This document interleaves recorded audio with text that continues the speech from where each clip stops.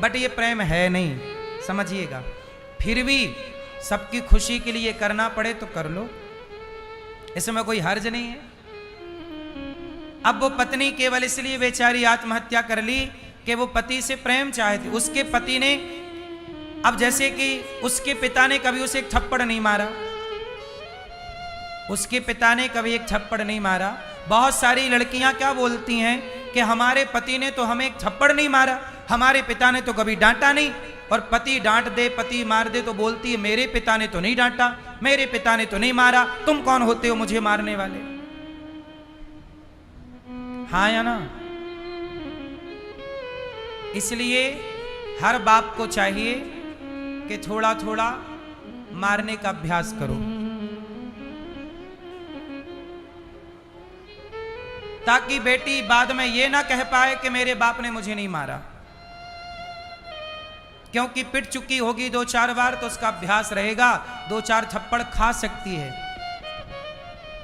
बात समझो ना, यदि बाप ने 4 थप्पड़ मारा होता तो वो थप्पड़ खाने की आदत बन चुकी होती, कम से कम वो आत्महत्या तो नहीं करती। आत्महत्या ही इसलिए कर ली उसने कि मुझे तो बाप ने कभी मारा ही नहीं था, तुम कौन होते हो मारने वाले। 1 थप्पड़ में मर गई। इसलिए 4-6 थप्पड़ पहले मार लो जरा गलती पे, तो बेटियों को ये रहेगा कि भाई बाप भी गलती पे मारता है, तो बाद में हम गलती करेंगे तो हमें कोई मार सकता है। इससे कम से कम 1 थप्पड़ पे आदमी आत्महत्या तो नहीं करेगा, बेटियां मरेंगी तो नहीं। बोलो हाँ कि ना? आजकल बाप क्या करते हैं, मेरी बेटी कुछ काम नहीं करेगी, मेरी बेटी ये नहीं करेगी, मेरी बेटी कुछ नहीं करेगी। जब कुछ नहीं करेगी, कुछ नहीं सहेगी, तो ससुराल में तो उसे सहना पड़ेगा, ससुराल में तो उसे करना पड़ेगा। जब आपने कुछ सिखाया ही नहीं, काम करना, 2 बातें सहन, अरे 2 बातें बर्दाश्त करना ये भी एक शिक्षा है। अच्छा एक बात बताओ, आप जितनी बहुएं बैठी हो बताओ, आपको ससुराल जाके 2 बातें सुननी पड़ती हैं कि नहीं? किस किस को सुननी पड़ती है, हाथ उठाओ। हर बहू को सुननी पड़ती हैं। ये बात सही है कि गलत है? जोर से।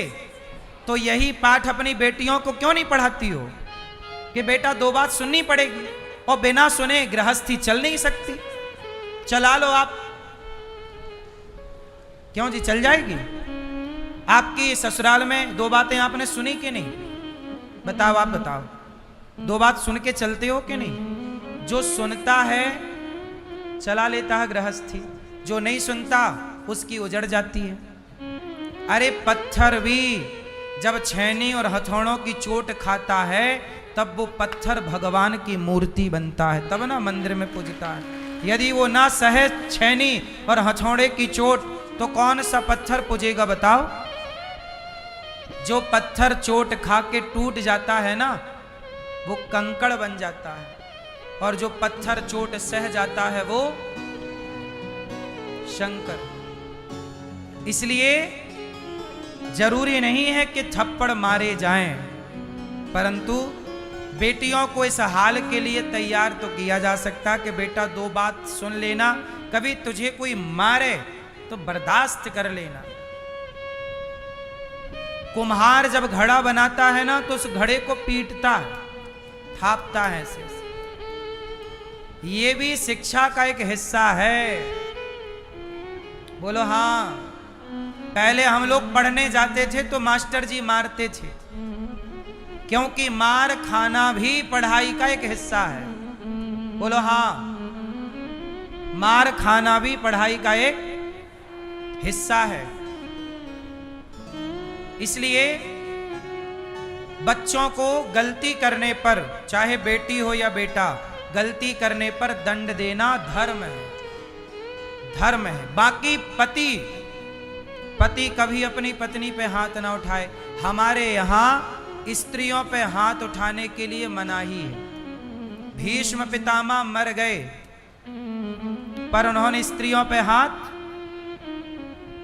पे हाथ उठाने के लिए मनाही है। आप स्त्री पे हाथ नहीं उठा सकते। जो स्त्रियों पे हाथ उठाते हैं वो पुरुष अच्छे नहीं होते। तो सवाल खड़ा हुआ कि स्त्री पे हाथ उठाने का एक तरफ मना कर रहे हो आप, भीष्म पितामह बोले मैं नहीं चलाऊंगा, अस्त्र शस्त्र पर हाथ नहीं उठाऊंगा। शिखंडी पर भीष्म पितामह ने नहीं उठाया हाथ। बहुत सारे पति लोग पत्नियों को मारते रहते हैं। पति कभी भी अपनी पत्नी को ना मारे, यही पति का धर्म है। स्त्री को मारने का अधिकार नहीं है। परंतु बेटी यदि गलती करे तो उसके पिता को उसे डांटना चाहिए।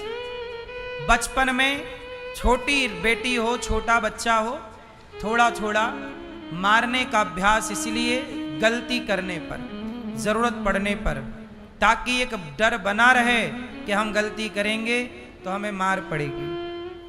क्योंकि बिना भय के सृष्टि नहीं चलती। बात सही है कि गलत है? आज के युग में क्या हो गया? डर खत्म हो गया। बोलते हम किसी से नहीं डरते, ब्रह्मा से नहीं डरते। जो नहीं डरते वो लोग गलत काम करने लग जाते हैं, और जो डरते हैं वो मर्यादा के बंधन में बंध करके चलते हैं। इसलिए बंधना जरूरी है। किससे बंधना? मर्यादा से। सही है कि गलत है? इसलिए हम तो कहते हैं हर परिस्थिति की तैयारी करो। जनक जी ने कभी नहीं सोचा था कि मेरी सीता को जंगल में लकड़ियां काटनी पड़ेंगी, पर समय कोई बता के थोड़ी आता कि मैं आ रहा हूं। हर परिस्थिति के लिए आपको तैयार रहना है। गोपियां भगवान से अत्यधिक प्रेम करती हैं, और मैं आपसे केवल यही कहूं, काम करते हुए नाम जप करो और भगवान से प्रेम करो। संसार से बहुत अच्छा व्यवहार करो। ऐसा व्यवहार करो कि हर रिश्ते निभ जाएं। और प्रेम प्रभु से करना, प्रेम के बीच में कोई ना आए।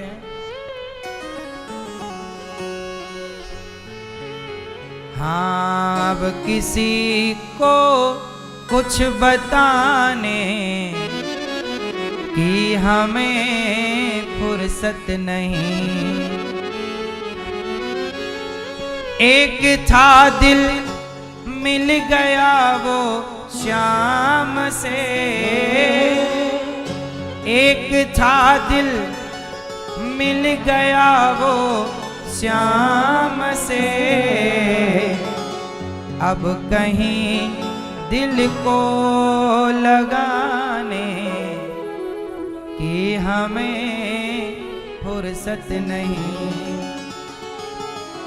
एक था वो इनसे मिल गया, अब किसी महफिल में जाने कि हमें फुर्सत नहीं।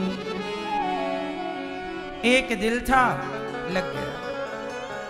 उद्धव जी यशोदा माँ से मिले, प्रेम का पाठ माँ ने पढ़ाया, वापस आए गोपियों से, और भगवान ने अपने हृदय में ब्रजमंडल का दर्शन कराया कि मैं एक क्षण के लिए, एक पल के लिए भी अपनी गोपियों से अलग नहीं हूं। एक पल के लिए भी मैं अलग नहीं हूं, बिल्कुल साथ हूं। अब भगवान वहां से द्वारिका आए, और गोपियों के बाद की लीला है कि रुक्मणी जी से विवाह किया। रुक्मणी जी के पुत्र का नाम हुआ प्रद्युम्न, जिन्होंने रति से विवाह किया, और उनके पुत्र हुए अनिरुद्ध। भगवान के टोटल विवाह हुए 16,100। एक भौमासुर नाम का दैत्य था, उसने 16,100 कन्याओं को युद्ध में जीत के जेल में डाल दिया। उनके बाप को जीता, और उनके बाप की जो लड़कियां थीं, किसी की 2, किसी की 4, सारी लड़कियों को जेल में डाल दिया। किसने? भौमासुर नाम के एक राक्षस ने। और उस राक्षस के कारागार में 16,100 कन्याएं इकट्ठी हो गई। उन कन्याओं ने पत्र लिखा, हे कृष्ण, इस राक्षस ने हमें बंदी बना रखा है, हमारे साथ अत्याचार करता है, आप हमारी रक्षा कीजिए। तब भगवान ने सेना ली और चढ़ाई कर दी, और भौमासुर को युद्ध में पराजित किया, और उन कन्याओं को जेल से आजाद किया, जेल से मुक्त। कन्याओं से कहा जाओ किराया भाड़ा हमसे लो, जाओ अपने घर। कन्याओं ने कहा कि अब आप बताइए हमें कौन स्वीकार करेगा। अच्छा एक बात बताओ, इन स्त्रियों को जो पराये पुरुष के पास हैं, जो कि उसने जबरदस्ती जेल में डाला, अब उन स्त्रियों से विवाह कौन करता? पिता के घर जाती तो समाज कहता कि तुम्हारी बेटी तो वहां रह के आई है, हम थोड़ी स्वीकार करेंगे। अब ये बताओ, समाज ने क्या सीता मैया को छोड़ा? उत्तर दो। सीता मैया सही थी कि गलत थी? जोर से। सही थी। पर सही थी तो समाज ने सीता मैया को बोला कि नहीं? सही सीता को क्या बोला? गलत। अच्छा राम सही थे कि गलत थे? राम ने गर्भवती पत्नी को वनवास भेजा, बताओ राम ने सही किया कि गलत किया? मैया बताएंगी। राम ने पत्नी को गर्भवती स्थिति में वनवास भेज दिया, अपनी पत्नी को। बताओ राम ने सही किया गलत किया? हैं? गलत किया। आप बताओ मैया। गलत किया। राम ने गलत किया। आप बताओ। आप बताओ बगल में। बताओ बेटा, आप बताओ। राम ने सही किया कि गलत किया? गलत किया। मैया बताओ। गलत किया। आप बताओ। सही किया। राम ने गलत किया, ऐसा बहुत लोग कहते हैं कि राम को ऐसा नहीं करना चाहिए, गर्भवती पत्नी को नहीं भेजना चाहिए। अच्छा एक बात बताओ, सीता मैया को वनवास राम ने भेजना होता, राम को भेजना होता, तो राम तो तभी भेज देते जब रावण के घर से आई थी। सीता मैया को इतने दिन अपने संग रखते क्यों? सीता मैया को राम ने थोड़ी वनवास भेजा है। यदि प्रजा ना कहती, प्रजा का दबाव ना होता, तो क्या राम सीता मैया को वनवास भेजते? उत्तर दो। राम क्यों वनवास भेजेंगे अपनी पत्नी को? राम ने वनवास भेजा ही नहीं। भेजा किसने? उनकी प्रजा ने। गलती किसकी है? प्रजा की। लेकिन आप लोग गलत किसे ठहराते हैं? राम को। कई बार जो आप सोचते हैं वो सही नहीं होता, कई बार जो आप अपना पक्ष रखते हैं वो सही नहीं होता, लेकिन आप उसे सही मानते हैं। आओ इसकी पूरी हिस्ट्री निकालते हैं और पूरी बात आप तक पहुंचाते हैं। बात क्या थी? देखो बात ये थी कि सीता मैया की प्रजा, एक कोई धोबी भाई साहब थे, उनकी पत्नी रात को घर नहीं आई, तो उनकी पत्नी जब सवेरे आई तो धोबी ने अपनी पत्नी से पूछा कि तुम रात को कहां थी? तो पत्नी ने बताया कि पानी गिरने लगा था, शाम हो गई थी, नाव चल नहीं पाई, मैं नदी पार कर नहीं पाई, तो मैं केवट के यहाँ रह गई। उसकी पत्नी के संग मेरी दोस्ती है, वो मेरी सहेली है, मैं वहां रह गई। पति बोला नहीं, मैं तुम्हारी बात नहीं मानूंगा, मुझे तो ये लगता है कि तुम्हारा किसी पुरुष के साथ चक्कर है और तुम उसके साथ थी। पत्नी ने कहा ना, मैं आपकी पत्नी हूं और आपके सिवा मैं किसी पुरुष को नहीं देखती, मैं उसके घर थी, आप पूछ सकते हैं चल के कि मैं रात वहां थी या नहीं। पति बोला नहीं, मैं तुम्हारी बात नहीं मानता, मैं कोई राम थोड़ी हूं जो रावण के घर में रहकर आई पत्नी सीता को राम ने स्वीकार कर लिया। लो ये बात एक धोबी ने कही थी अपनी पत्नी की लड़ाई में, और ये बात जमाने में आग की तरह फैल गई। और पब्लिक ने क्या कहा? पब्लिक ने क्या कहा कि पब्लिक ने क्या कहा कि राम ने गलत किया, सीता मैया को रख लिया, सीता मैया को वनवास भेजा जाए, राम से दूर किया जाए, हम रानी के रूप में स्वीकार नहीं करेंगे, ऐसा पब्लिक ने कहा। अब एक बात बताओ, उस समय राम जी एक पति तो थे, सीता मैया के पति राम हैं, पर राम केवल पति नहीं, राम एक राजा भी है। और आप ही बताइए कि राजा का धर्म क्या है, प्रजा की बात सुने या परिवार की बात सुने। आप राम की जगह होते तो क्या निर्णय होता? प्रजा की बात सुने कि परिवार की बात सुने? तो राम जी ने प्रजा की बात सुनी, प्रजा की बात सुनी और प्रजा ने कहा कि हम सीता मैया को रानी के रूप में स्वीकार नहीं करेंगे, महारानी के रूप में। तब राम ने कहा ठीक है, यदि मेरी प्रजा ऐसा चाहती है तो मैं अपनी प्रजा को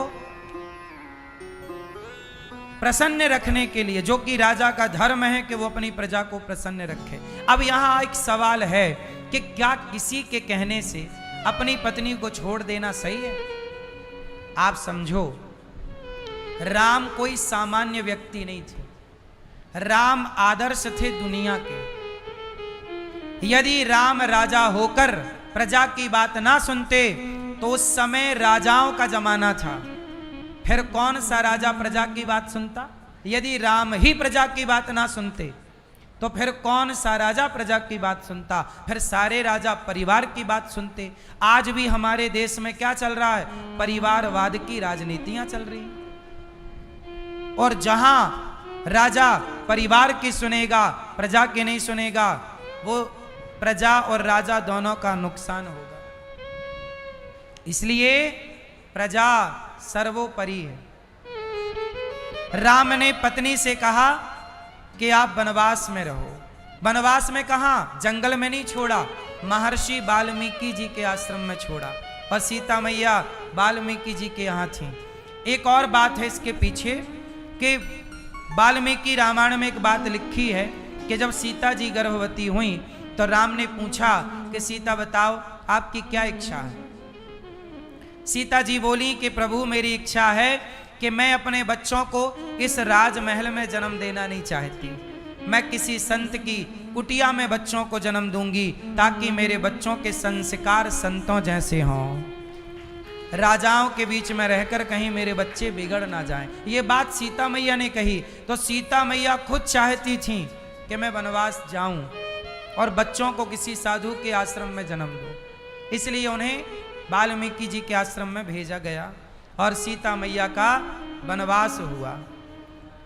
अब और आगे की बात करते हैं। अब यहां एक बात सीता मैया को लेके करते हैं। अच्छा एक बात बताओ, प्रजा कह रही थी कि आप अग्नि परीक्षा दे के बताओ कि आप शुद्ध हैं कि अशुद्ध हैं, सही है कि गलत? परीक्षा दीजिए। कौन सी परीक्षा दीजिए? कोई भी परीक्षा दीजिए, पर परीक्षा दीजिए। लोगों ने कहा कि सीता मैया लंका में अग्नि परीक्षा दे चुकी हैं। लोगों ने कहा कि हमने थोड़ी देखा है, हमारे सामने दो। लो भैया, अब एक बात बताओ, सीता मैया चाहती तो अग्नि परीक्षा देकर और प्रजा के इस मुंह को बंद कर सकती थी, पर सीता मैया ने अग्नि परीक्षा क्यों नहीं दी? आप लोग बताओ। मैया, सीता मैया अग्नि परीक्षा दे सकती थी कि नहीं? क्यों नहीं दी? आप बताओ। उन्होंने वनवास जाना स्वीकार कर लिया पर अग्नि परीक्षा देना स्वीकार नहीं किया, जबकि एक बार दे चुकी थी। जब एक बार दे चुकी थी तो एक बार। और आप बताओ क्यों नहीं दी? आप बताओ। हैं?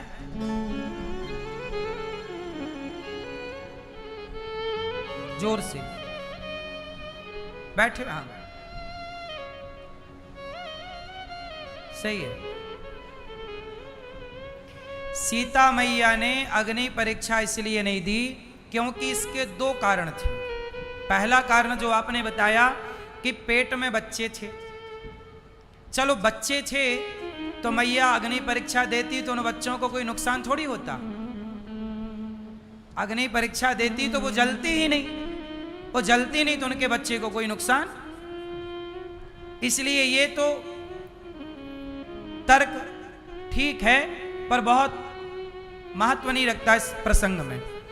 दूसरा तर्क है, सीता मैया ने अग्नि परीक्षा इसलिए नहीं दी क्योंकि अब सीता मैया अपनी इस प्रजा के साथ रहना ही नहीं चाहती।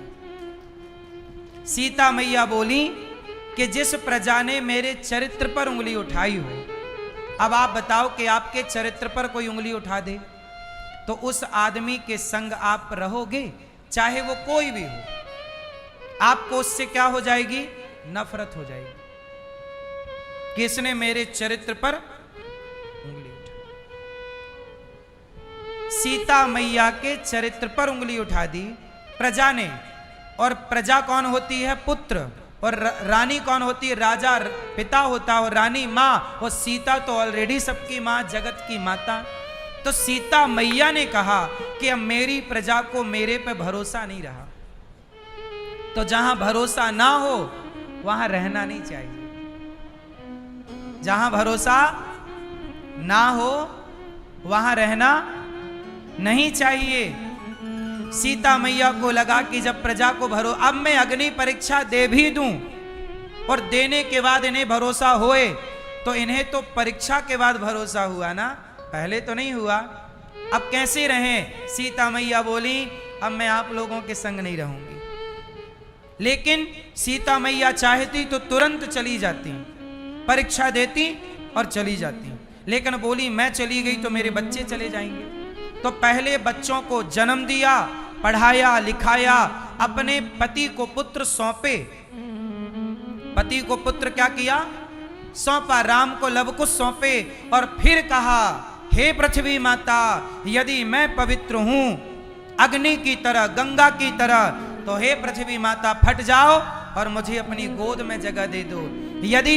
यदि ये प्रजा का आरोप गलत है और सीता सही है, तो हे पृथ्वी माता आप मुझे अपने गोद में स्थान दे दो। पृथ्वी मां फटी, सीता मैया बैठी और सबके देखते देखते माता पृथ्वी पर समा गई। और पृथ्वी में समा गई। वो लोग कहते रहे कि मां गलती हो गई, क्षमा कर दो, पर अब थोड़ी कोई बात लौटेगी। सीता मैया चली गई। अब मुझे आप लोग बस ये बताओ कि इस पूरी कथा, पूरे प्रसंग में राम की क्या गलती है? राम की गलती जो है वो गलती आप मुझे बताओ।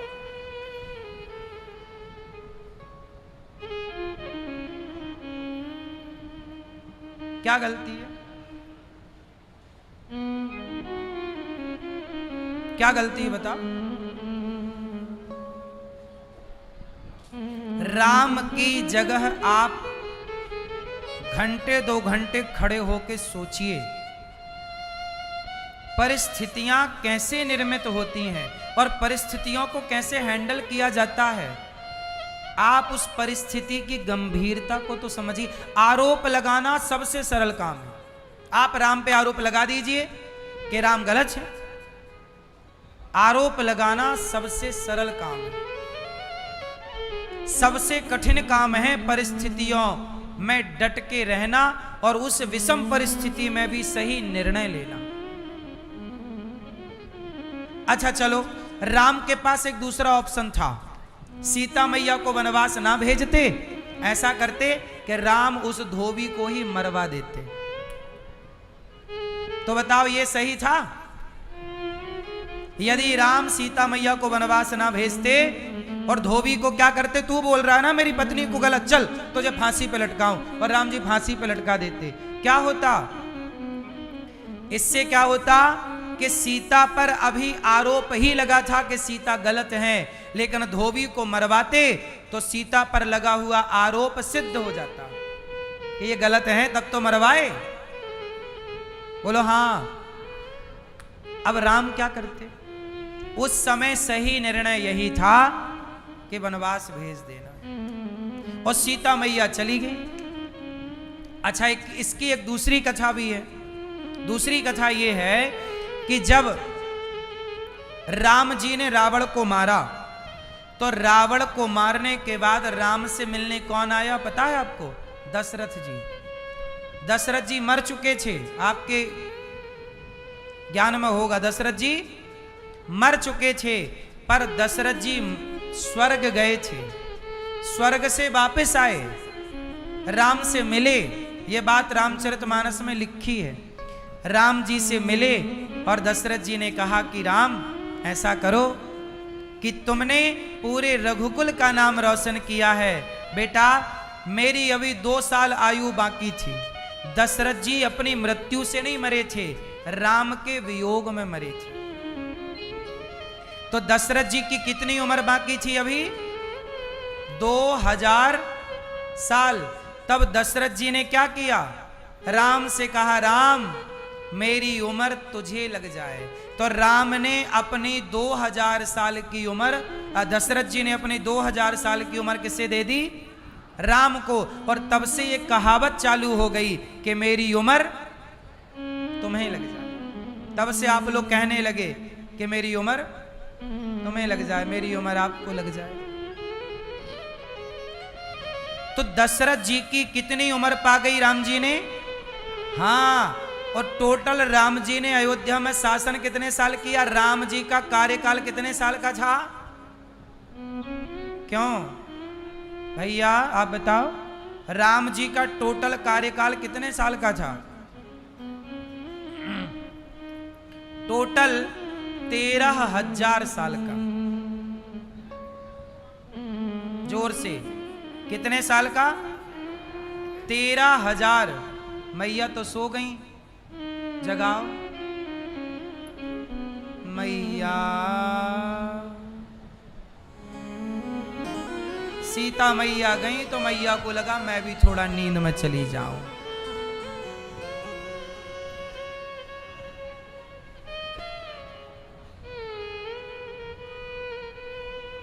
अच्छा एक बात बताओ,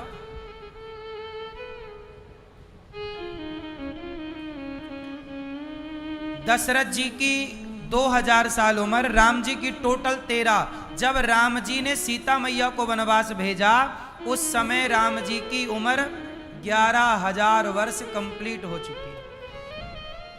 अब एक बात बताओ, यदि सीता मैया राम के साथ रहेंगी तो राम की उम्र तो अब पूरी हो गई। अब जो राम की उम्र है वो किसकी दी गई है? पिता की, दशरथ जी।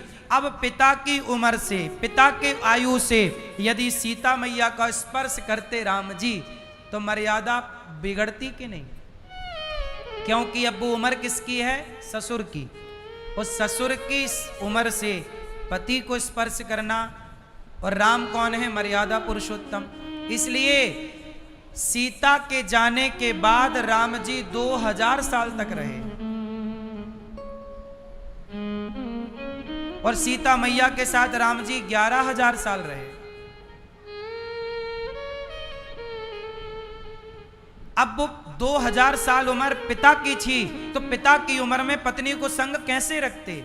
इसलिए पत्नी ने लवकुश को सौंपा। इसके बाद सीता मैया अब अग्नि परीक्षा देके अब तो रह सकती थी, पर बोली कि अब मैं चल रही हूं प्रभु, आप आइएगा। तो माता खुश और भगवान भी खुश। अच्छा ये बताओ, भगवान ने इतने सारे विवाह करके सही किया भगवान ने कि गलत किया? क्यों मैया, सही किया गलत किया? हैं? गलत किया? सही किया? मैया बताएंगी। गलत किया? सही? आप बताओ, आप बताओ, ये मैया बताएंगी। इतने सारे ब्याह करना सही है? हैं? फिर आज के लोग कहेंगे हम करें तो गलत क्यों? आज के लोग कहेंगे हम भी करें। सुनो, तुम्हारे हो जाए तो तुम भी कर लो। हैं? आज तो एक ही नहीं हो रहा है लोगों का, एक ही नहीं मिल रही है ढूंढी। आदमी को मजबूरन आजकल साधु बनना पड़ रहा, नहीं मिल रही है, क्या करे, साधु बन जाए।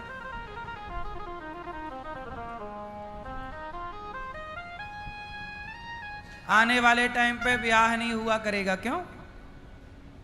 कुछ का होगा, कुछ का नहीं होगा, लड़कियां ही नहीं होंगी, लड़के लोगों को कुंवारा रहना पड़ेगा। सुनो, भगवान की पत्नियां कितनी हैं? जोर से मैया, आप किसकी पत्नी हैं? पीली मैया। बैठे बैठे, आप किसकी पत्नी हैं? आप बताओ, आप बताओ। आप बताओ चश्मा वाली मैया, आप किसकी पत्नी हो? आप किसकी पत्नी हो मैया? आप किसकी पत्नी है? हम सब किसकी पत्नी हैं?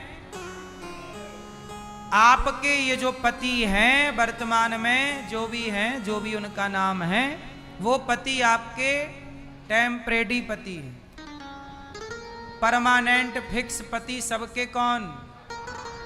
आप सब। ये बात हम नहीं कह रहे हैं, आप कहते हो। तुम हो एक अगोचर सबके प्राणपति, स्वामी सबके प्राणपति। किस विध मिलहूं दया मैं तुमको मैं कुमति। ओम जय जगदीश हरे।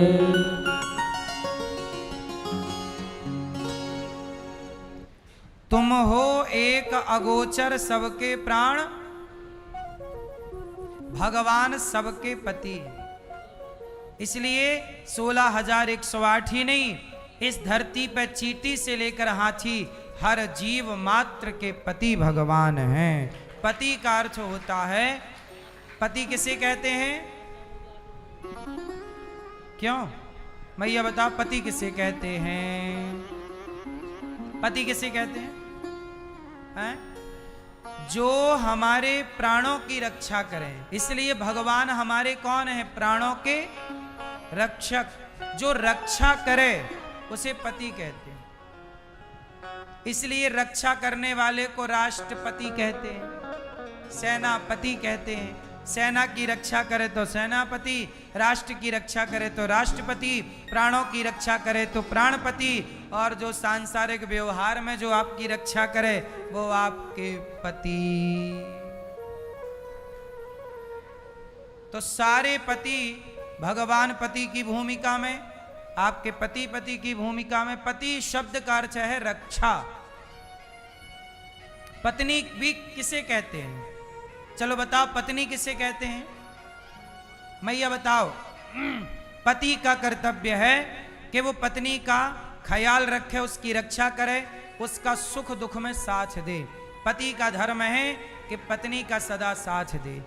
पति किसे कहते हैं? जो पत्नी की आंखों में कभी आंसू ना आने दे, उसका नाम पति है।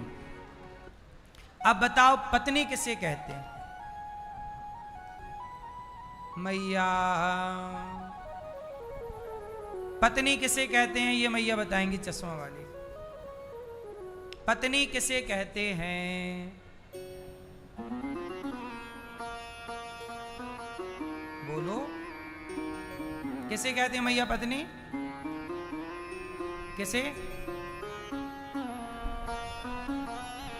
पत्नी भी तो किसी को कहते होंगे। सुनो पत्नी की परिभाषा। जो अपने पति को पतन होने से, जो पत्नी अपने पति का पतन होने से बचाए, उसका नाम पत्नी है। पतन मतलब नरकगामी होने से। जो पत्नी अपने पति को नरक जाने से बचा ले, जो पत्नी अपने पति को नरक जाने से बचा ले, उसका नाम पत्नी। कैसे बचाती हो आप? जैसे आपका पति गलत काम करता है, अपनी माँ को मारता है, माँ को गलत कहता है, तो जो बेटा माँ को मारेगा, डांटेगा, गलत करेगा, वो नरक जाएगा। इसलिए पति को समझाओ कि माँ के साथ गलत व्यवहार नहीं, वरना आप नरकगामी होंगे। जो भी गलत काम करे पति, पत्नी समझाए, क्योंकि उसके गलत काम से वो नरकगामी होगा। तुम्हारा पति चोरी करता है और तुम उसके चोरी में साथ देती हो, तो तुम्हारा पति नरक जाएगा। और नरक गया तो तुम कैसी पत्नी के तुम्हारे होते हुए नरक गया। इसलिए हर गलत काम करने से पति को रोकने वाली का नाम है पत्नी। जो पति को बचाए रखे, अच्छे काम में लगाए रखे, हर पाप से बचाए, उसका नाम पत्नी है। सबकी भूमिका है साहब। सबकी क्या है? जोर से क्या है? भूमिका है,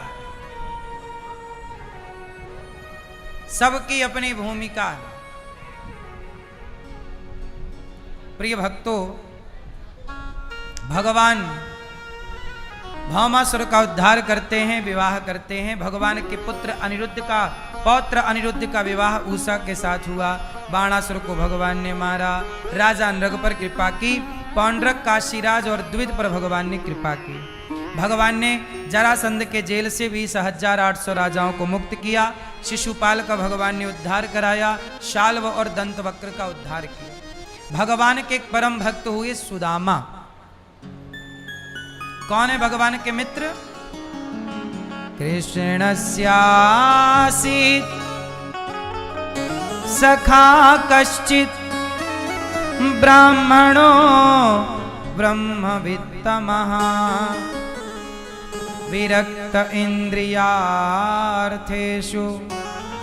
प्रशांतात्मा जितेन्द्रियः।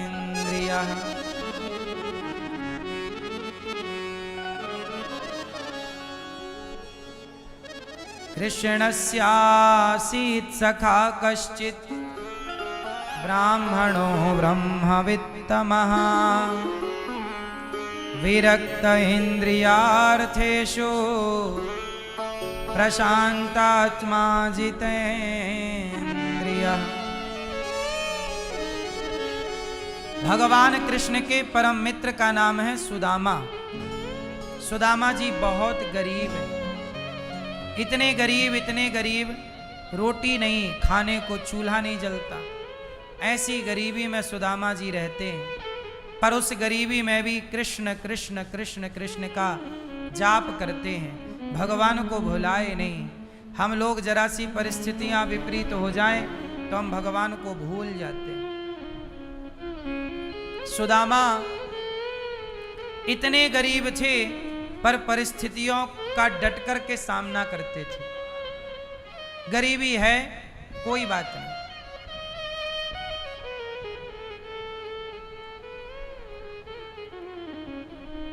परिस्थितियां हैं, गरीबी की स्थिति है, चूल्हा नहीं जल रहा है। सुदामा जैसा गरीब आज कौन होगा? पर सुदामा जैसी भक्ति भी किसके भीतर होगी?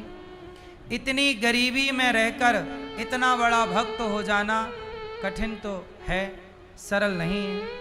आज लोग जरा भक्ति करते हैं तो भगवान से कहते हैं कि हम तो तुम्हारे भक्त हैं और तुमने हमें इतना बड़ा दुख दे दिया, इतना बड़ा कष्ट दे दिया।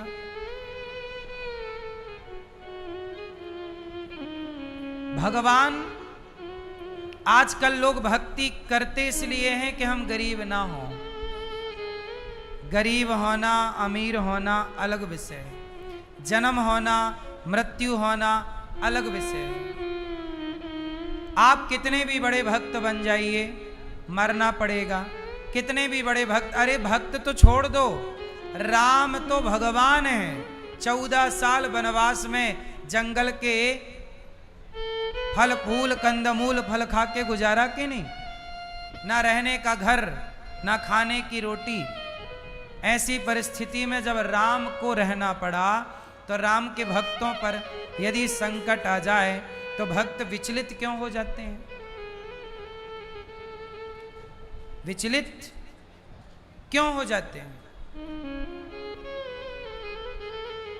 इसलिए भक्त को कभी विचलित नहीं होना चाहिए। परिस्थितियां कितनी भी विपरीत क्यों ना हो, पर विचलित नहीं होना चाहिए।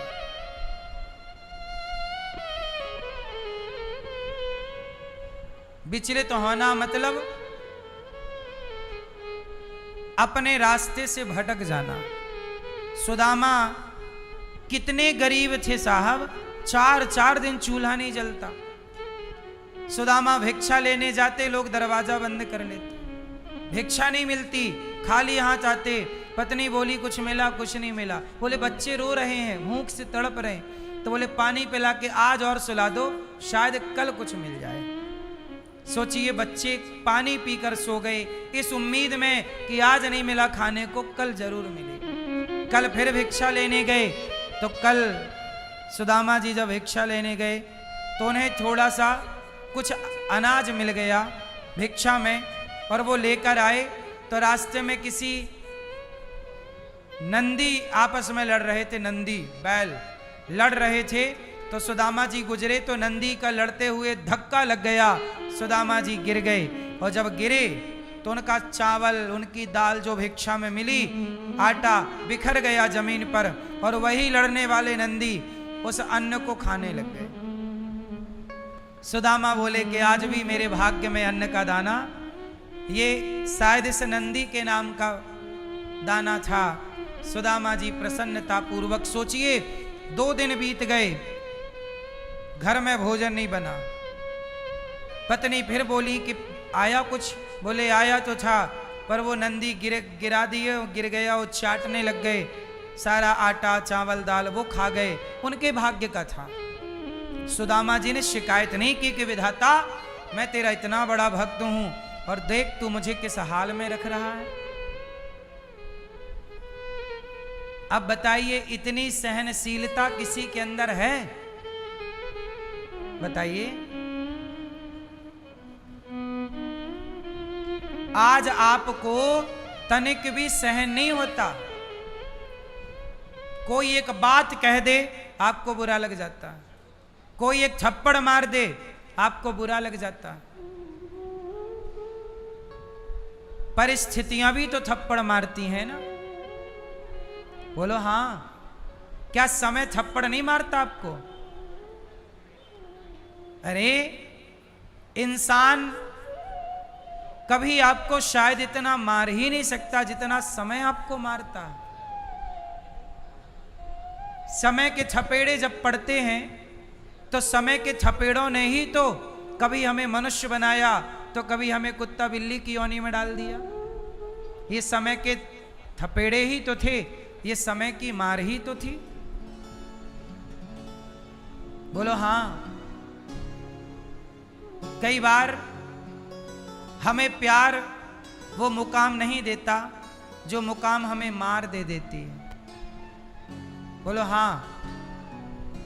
इसलिए कहता हूं कि गरीबी की मार पड़े तो गरीबी की मार हो, या धोखे की मार हो, या अपमान की मार हो, जो व्यक्ति हर मार को सह लेगा वही परमात्मा को पाने के योग्य होगा। यदि आप मार नहीं सह सकते तो फिर आपको जिंदगी से हाथ धोना पड़ता। मार, गरीबी भी मार रही है। कोरोना नाम की बीमारी आई, उस बीमारी ने क्या किया? थप्पड़ मारना ही मारना नहीं है, केवल ये मार नहीं होती, परिस्थितियां भी तो मारती हैं, हालात भी तो मारते हैं। इसलिए तो कहता हूं कि हर मार को सहने की क्षमता डेवलप करो अपने भीतर, कि 4 थप्पड़ पड़ भी जाएं तो आप भटके ना अपने रास्ते से, विचलित ना हो। हमारी सेना जब भर्ती होती है ना, सैनिक कोई बनता है, तो सैनिकों को सैकड़ों थप्पड़ खाने पड़ते हैं। अधिकारी बड़े बड़े सब उसे मारते हैं। मारना भी उनकी ट्रेनिंग है, ताकि कल को इसे कोई आतंकवादी पकड़ ले और कुछ उगलवाना चाहे मार के, तो ये उसके टॉर्चर को सह सके। बोलो हाँ। क्या है ये?